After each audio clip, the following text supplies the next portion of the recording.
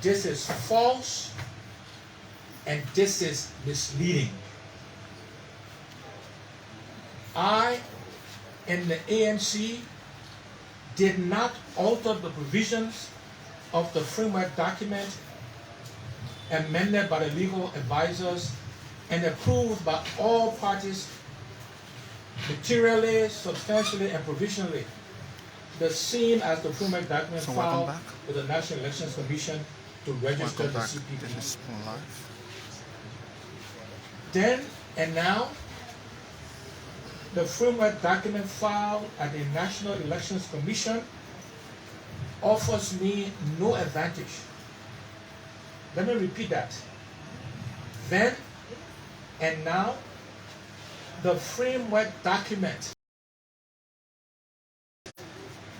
filed at the National Elections Commission offers me no advantage over any of others in the CPP. Then and now, it offers the ANC no advantage over any other member party in the CPP. Liberians hear this. And then and now, the framework document contains all as amended by our legal advisors and approved by all the parties, and was the same instrument used to register and certificate the CPP. This document also included because it is the simple truth. Over 5 years ago, I started this journey of asking the Liberian people to entrust me to help change our country. For many years during my career, I traveled to and lived in several countries around Africa and the world. And comparing what I saw to the state of our nation made me sad and angry. Sad that as a people, we are amongst the best and brightest, but our potential has not been fully utilized to develop our country. Angry that some of the leaders we have entrusted our country with have used the trust of the people to acquire illegal wealth for the benefit of themselves and their children, while the vast majority of Liberians suffer. I believe then and now that the one singular path to changing this country and the system from the top down is through the presidency. That is why I made the decision to join politics after my extensive and successful career in business and the private sector. When we got into the 2017 race, about 18 months to the election, the Liberian people across this country voted for and placed us in the top 5 nationally, and top 3 in 6 out of the 15 counties, including Montserrado, Bong, Maryland, River G, Cummings, and Sino. This informed my resolve that our people desire real change, and I committed to staying in this process to present that opportunity in 2023. This is why when a group of young people from the UP, the LP, and ANC visited my office in 2018 to discuss the possibility of an opposition collaboration to work together to hold the WIA administration accountable and to present a unified opposition in 2023, I endorsed the idea. The idea of the CPP was never about one person, not about Alexander Cummings or Joseph Boykai, nor about Benena Ure or Yomne Kanga Lawrence. or at the time about Councillor Charles Bromskin. May his soul rest in peace. It was about the people of this country. It was about giving our people the opportunity to have real change in their lives, and not just another chance to repeat the same things. It was about ensuring that accountability and good governance were the standards to which we held we are and ourselves. We made that commitment to each other and to the people of our country, or so I thought.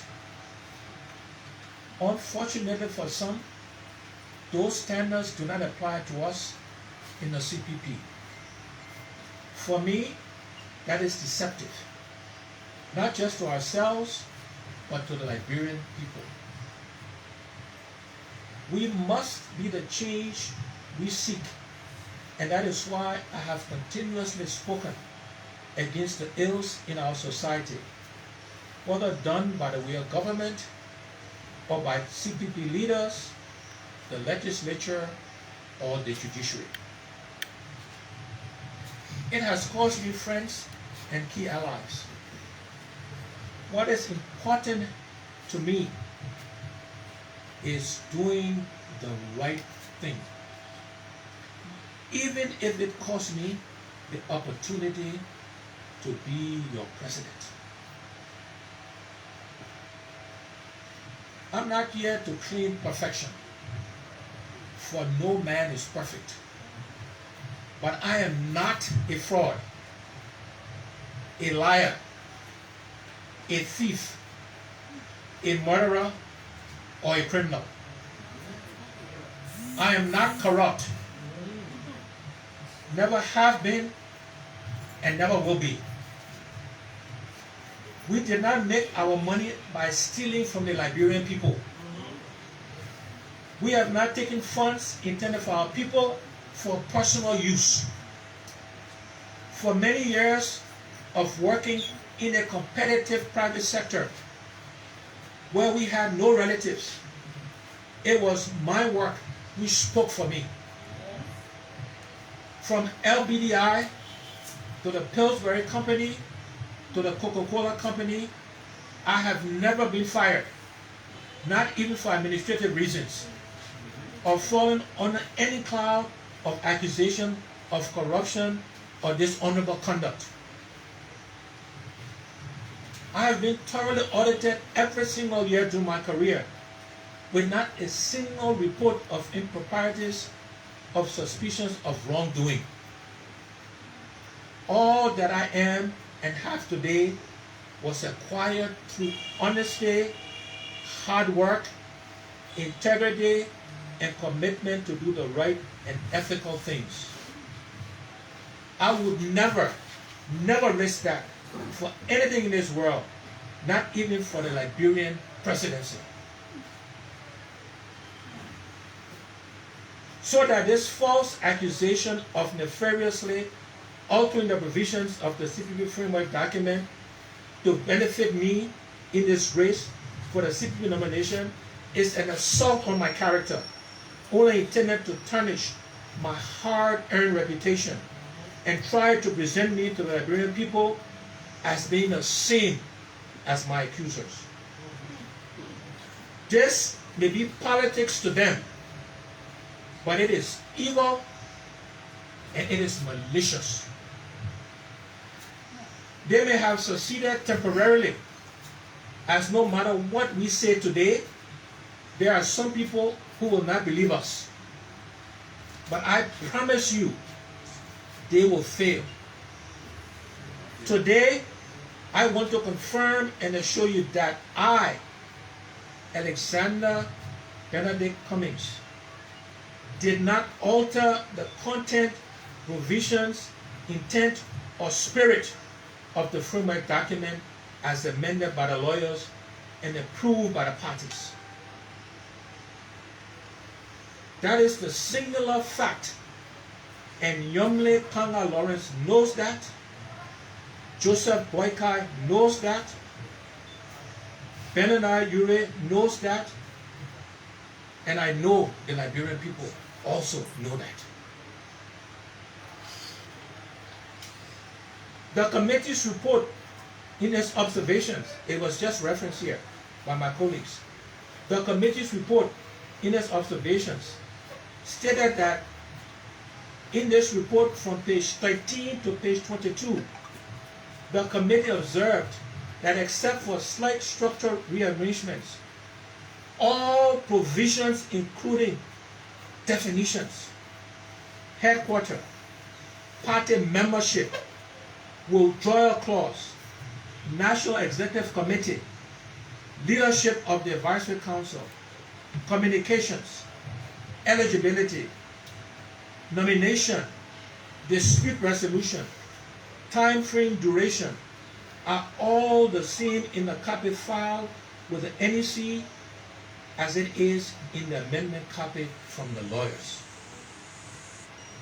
Yet, in its findings, the committee contradicted their own observations by only comparing the zone framework document to the framework document filed at the National Elections Commission, without regard for the lawyer's amendment, knowing that the focus will be on the findings and not the observations.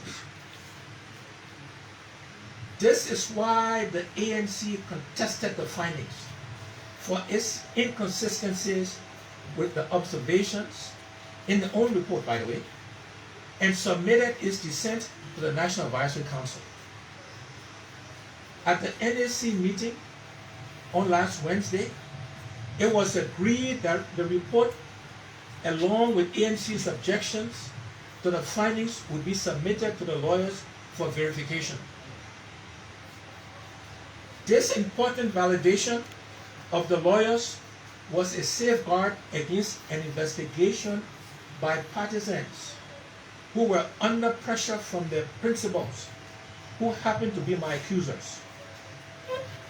It was also agreed that we would call on our supporters to calm down and fall back until the lawyers had responded to the report. We agreed that a statement by the National Advisory Council would be issued informing the public of the outcome of the NAC meeting. After the meeting, as agreed, I called on all of my supporters to stand down. Understandably, all parties were clamoring on social media, with the ANC feeling vindicated by the observations in spite of the inconsistent findings, and calling on Mr. Ure to apologize for his accusations. At the time, other constituent party members believed the inconsistent findings, and became upset by the lawyers being asked to verify. That night, I was contacted by Senator Lawrence and the chairman of the United Party, asking me to call on my people to stand down as they were under pressure to respond. Ambassador Boyka also contacted me to tell my supporters to stop asking Bernard Ure to apologize. In good faith, I issued a statement the next day, again calling on my supporters to stand down. The same day, Senator Kanga Lawrence unilaterally hosted a press conference under the auspices of the CPP when she had no authority to do so, given the end of her tenure. And worse off, without sharing the release with the ANC for review or input, as is consistent with CPP statements. She intentionally and maliciously, with intent to deceive, read selective parts of the contested findings as the basis for claiming that I should take responsibility for alterations of the framework document, thus unleashing the public onslaught. fellow Liberians, I have been silent to enable the committee to work and the lawyers to respond. Unfortunately, I can no longer remain silent while my name is being dragged in the mud and my hard-earned reputation tarnished by individuals who feel entitled to state power. The framework document signed on Zoom on May 19, 2020 was under the leadership of Mr. Benani Ure during the heart of the COVID crisis. He turned over to me on a Zoom ceremony with no turnover notes,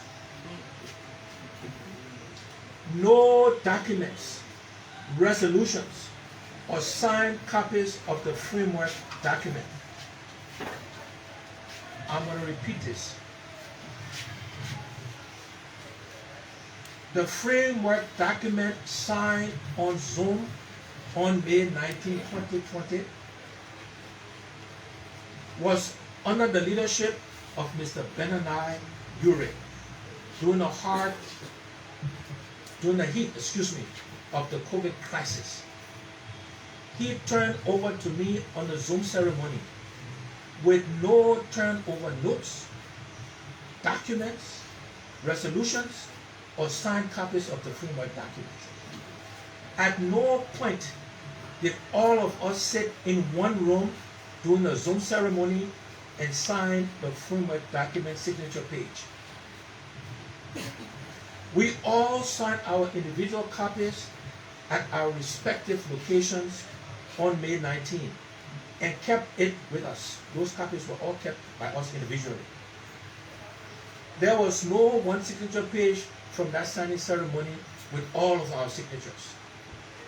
That is why, upon approval of the lawyer's amendment, Mo Ali, who was instructed to collect the signatures of all persons on one page, went around to have each political leader and chairman sign. He submitted the signature page to the ANC for filing. That my colleagues cannot be honest to publicly admit that the signature page they signed was taken to them long after May 19, and that they backdated the signatures speak to the level of deceit and the underlying intent. Additionally, contrary to claims that parties did not approve the amended document, all parties submitted the resolutions to the ANC on July 6 and July 7. After my message to them on June 25th, reminding them about the need to submit their parties' resolutions to enable us file the approved framework document as amended by the lawyers. Today, they claim that the resolution they submitted was for the May 19th Zone ceremony. Yet, Senator Lawrence signed the Liberty Party's resolution on July 1st, 2020. We have the resolution. If a party chose to complete and submit their own resolution for the amended framework, it is their fault. We filed what we received from the parties. It is also important to note that it is impossible for us to have used the signature page from the original document on file, because, as Councilor Bytes said, the order of the signature page on the document we signed on Zoom is completely different from the order of the signature page filed with the NEC. The original document starts with unit party signatures, while the file copy starts with ALP signatures. The facts are clear, my people. The facts are clear. My colleagues know these facts. The document from the Zoom ceremony was submitted for review and amendment to the lawyers. The lawyers submitted the work and key issues arising, and I submitted it to all parties. A meeting was held with the lawyers to discuss and agree on the changes they made. We also agreed on the timeline for submission of each party's resolution by July 3rd. Each party submitted the resolution to the ANC on July 6th and July 7th. These are the facts. The signature from the document were collected by Mr. Ali and submitted to Councillor Aloysius too. The document was filed at the National Elections Commission on July 14th. The CPP was accredited on August 14, 2020, and all parties were represented by the officials, including Ambassador Boycott.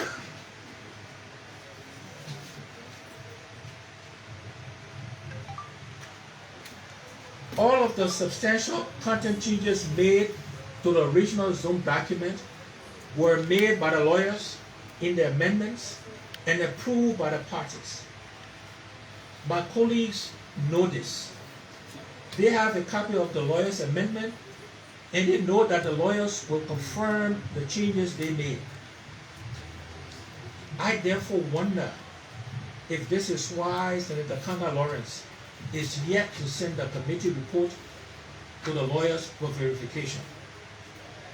I want to challenge Senator Kanga Lawrence to act in good faith for once and submit the committee report and the ANC's dissent to the lawyers as agreed in our NSC meeting last Wednesday.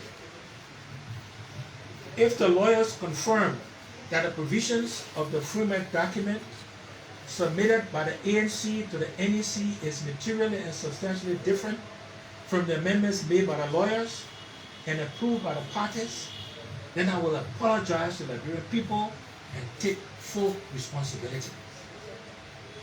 However, if the lawyers find that what is filed at the National Elections Commission is materially and substantially the same as the provisions in the amendments, Bernard Ayure, Yomi Kanga Lawrence, and Joseph Boykai must apologize, not to me, but to the Liberian people for intentionally misleading them and threatening to destroy the CPP. Fellow Liberians, I did not expect this journey to be easy. All of this is part of the battle we must fight to make our country better. Character assassination is the #1 tool of wicked and devious individuals when they feel challenged. I have recognized that I am up against a system that is deeply rooted in our society, a system that is intent on keeping things as they are because it benefits a few of them. A system that is intent on keeping our people uneducated so they can easily manipulate them with falsehood and propaganda. A system that will take funds intended for the people and put in the pockets of a few leaders. A system that would not create jobs for our people because the leaders want the people to depend on them personally for crumbs. A system that has continuously said, I am not one of them. I'm a stranger. I'm unknown. And I'm cutting to the front of the line and not waiting for my time. That I should give chance to Ambassador Boycott, go as his vice president, and take over after his first term. Because I have refused to abide by the system which has not worked for you, the people, and I continue to work to earn your trust, the system is fighting back. This is why our country is where it is. Because we cannot change Liberia if we do not change the system. We cannot change Liberia if we do not change the system. This is how whoever tries to change the ways things are done is destroyed and buried. But I will not be buried. I may not convince everyone that they are lying, but the vast majority of Liberians have come to know me, and they know that I am no criminal, that I am not corrupt. Most importantly, my wife, Teresa, my children and my family, my friends, my ANC partisans and supporters know that, and therefore I can live with myself and with my truth. Today, I want to tell you that I will not fight for you and for the right things to be done. I will not stop fighting for you and for the right things to be done. This is only a bump in the road, and we will overcome it. It is such an irony to be called a criminal just because I'm threatening some people's last chance to power. The fact is, the CPP was not win through that process. Is what is fueling this malicious. This is intended to have me leave the process, so they avoid the primary, which they know they will lose. You can only assume what they will try to do next. This is why most good and well-meaning people who want to help change our country stay out of politics and sit on the sidelines. That Senator Lawrence will intentionally try to tarnish my reputation by giving her stamp of approval to falsehoods says a lot about her. But I will not reciprocate in the same manner, because that is not who I am. Maybe I should learn to play the dirty politics, but how has that helped change our country? How has doing the same things over and over giving us a better result? Finally, my fellow Liberians, the road ahead will be long and difficult. Our journey of change will not be easy. I have always known that real change will be resisted, even by some of our friends. Too many have only known the old and discredited ways and do not believe change in our country is possible.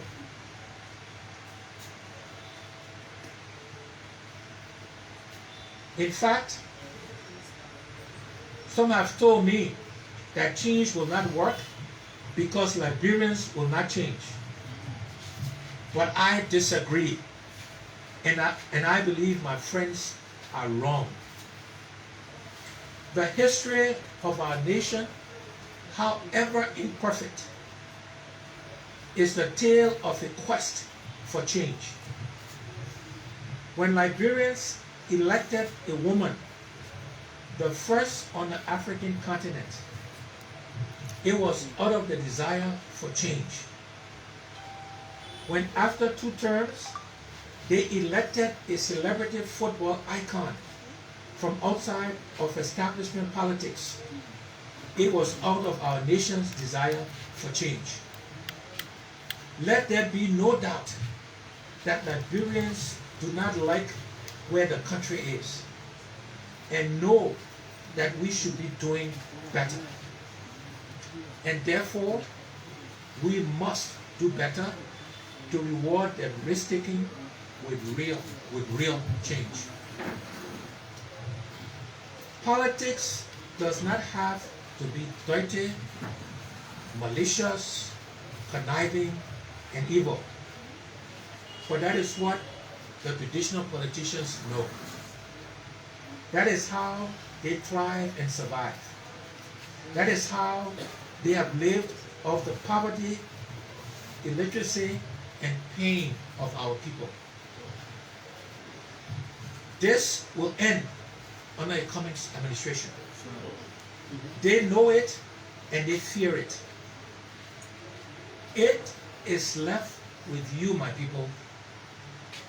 It is left with you to say no more. To say no more. To say to these kinds of politicians, enough. To stand up for the people standing up for you and not for themselves and their families. To own your own destiny and decide who your leaders would be and not who others choose for you. To challenge this system that has not worked for you and support those who are trying to change it for your benefit. To question falsehoods about people who have no record of devious behavior and to shame those who do. It is on you to accept the truth regardless of what you are told and by whom. It is on you, fellow Liberians.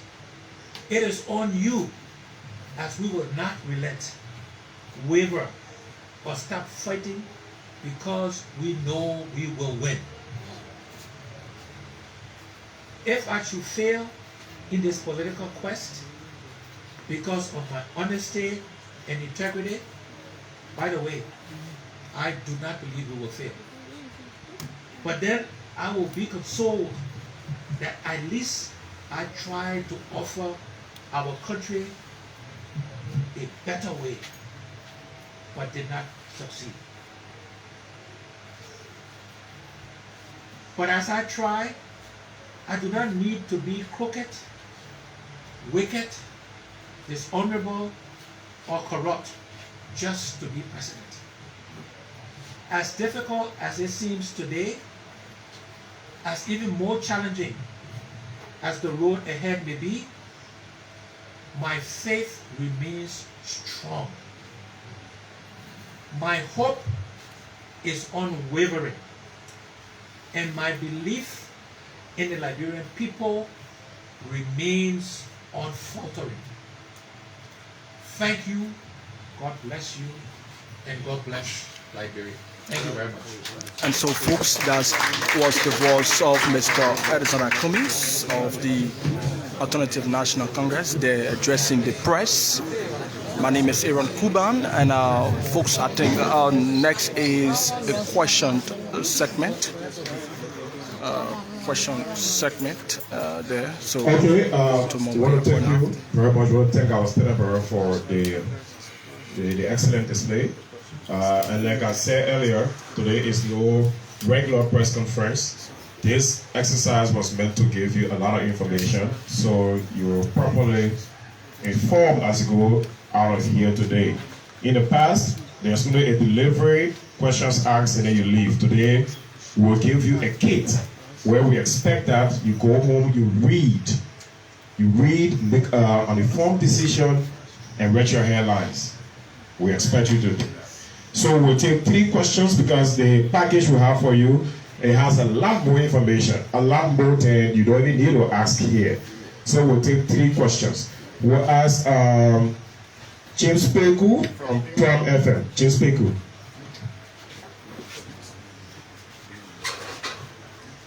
Thank you very much. I thank you, Mr. Cummings, for these revelations. What I really want to know is what has really prompted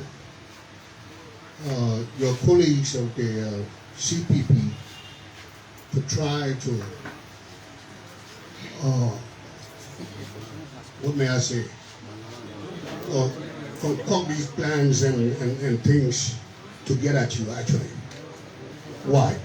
Yeah, I don't know the answer directly to that question. I think that's something you'll have to ask them. The librarian will have to ask them. But as I said in my statement, change is hard, and resistance to change is hard and difficult. And my only explanation can be the fact that the system is fighting back. The system is afraid of the change we'll usher on behalf of Liberian people. Beyond that, I cannot explain what has happened. When it's a fact that the CPP has had success. Under this CPP framework document, we were registered. We celebrated that certification. We fielded candidates. We won outright in 6, some will argue even in more counties. We have run candidates in by-elections under the same framework agreement. It's been over a year. So the Liberian people gotta wonder what changed all of a sudden. Did the parties not read the agreement that some of the very senators ran under? Is there anything in that agreement that benefits Alexander Cummings or the ANC? These are very basic questions I think you as reporters need to answer. What in the agreement? You know, I always say, you don't just steal to steal. You steal for money or for food or something, right, to benefit you. So what did we alter that benefit Alexander Cummings to the disadvantage of my other colleagues? What changed all of a sudden that now disagreements around them? It's a question you should ask. Okay, thank you. The next question from Edwin from Page Africa. Edwin Genoa. My name is Edwin Genoa. I work for Front Page Africa. Mr. Cummings, after noticing that, according to you, everything Young Kanga Senator Lawrence said was false and misleading, what now is the next action? And secondly, will you accept any punishment from the CPP leadership if they have one for you? So, I don't understand the basis of your question. When you say, will I accept punishment? Punishment for what? We just shared with you the facts from both councillors. I just recapped it. The facts are irrefutable.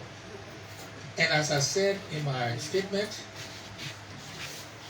the next step should be to give the quote-unquote committee findings, which you saw even the own findings have contradictions.